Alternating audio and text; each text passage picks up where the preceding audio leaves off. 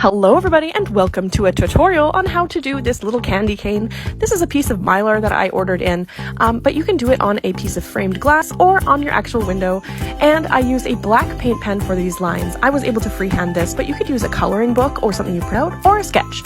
And then I used blue and white and red paint and just a regular, thin synthetic brush that is nice and soft for coloring it in. And you can see that I'm doing all of the low lights first. So this is gonna be in reverse, right? So I used the blue to give it the shadow, and then I used this white to give it that nice shine all the way down. And then I fill everything in with white. All of the spaces that I'm going to be filling in with red is going to be the last bit.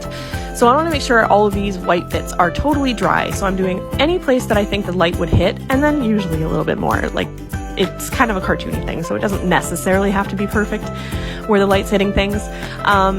So I kind of just go crazy. I like it that way. So it's just cartoony, right? So anyways, all of those white bits are really important to do the insides first, where you're going to be flood filling red. And then after all those are done, I go ahead and do an outline on all of the whole piece.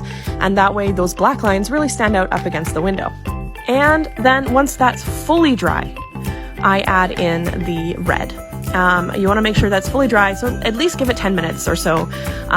Poke it a little bit, make sure everything is dry. And then I also do these little tiny star type things and some dots. And then there's little spikes to make shines. You can put those anywhere you want. And then again, once it's fully dry, it's very important, you go ahead and do that red, and then from the other side, it's going to look finished. And if you want to finish it off from both sides, you're going to wait until that's fully dry again and go back over and touch it with the white once more and the black paint pen or paintbrush with black along those lines again.